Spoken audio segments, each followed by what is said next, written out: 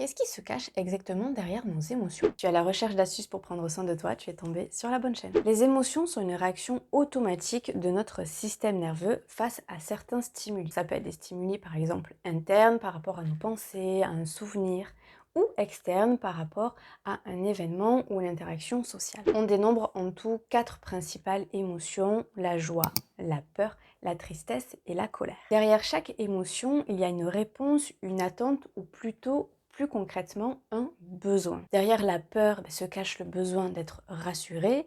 En ce qui concerne la colère, ça va être le besoin de se faire respecter et de poser ses propres limites. Dans la tristesse, ça va être le besoin d'être consolé, mais aussi de se dire qu'on est en train de tourner une page et qu'il y a quelque chose de nouveau qui arrive. Et pour la joie, c'est un besoin de partage, de créer du lien avec une énergie très positive. En vrai, les émotions, c'est des super amies, elles sont juste en train de nous dire qu'il se passe quelque chose à l'intérieur de nous, et en général, elles se manifestent sur une courte durée. Dans la journée, on peut être traversé par plusieurs émotions. Bien souvent, on ne peut pas exprimer pleinement notre émotion parce qu'on est au travail ou que tout simplement nos obligations ne nous permettent pas. Enfin, il est essentiel de les accueillir et de leur laisser de la place vraiment pour s'exprimer et nous délivrer le message qui est juste derrière. Si la place n'est pas faite pour l'émotion, elle se dit ok, no problème, je te laisse tranquille, mais je vais revenir plus tard. Et par contre, quand je vais revenir, ça va être fois sans longueur. Cette émotion, elle a vraiment quelque chose à te dire et elle veut vraiment arriver à ses fins et elle va tout faire pour y arriver. Je dis pas qu'il faut analyser chaque émotion, chaque pensée, chaque ressenti. Déjà d'une, c'est juste pas possible. Mais parfois, par exemple, on peut se sentir en colère et on sait pas trop d'où elle vient cette colère.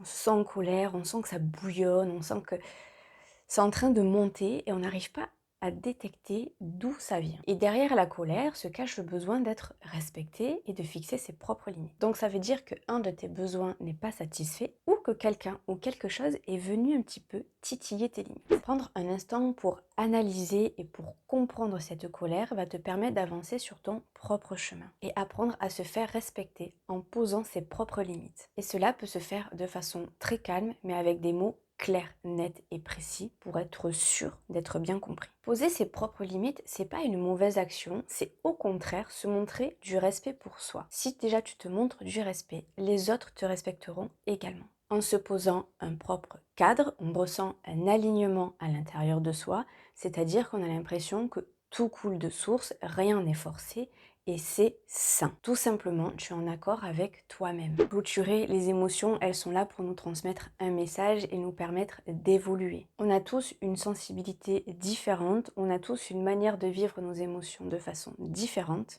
et on a tous aussi notre manière d'évacuer les émotions de manière différente. J'ai fait le tour pour aujourd'hui. Si tu as des questions, n'hésite pas en commentaire ou sur mon compte Instagram qui est juste là. Sur ce, je te dis à la prochaine. Ciao.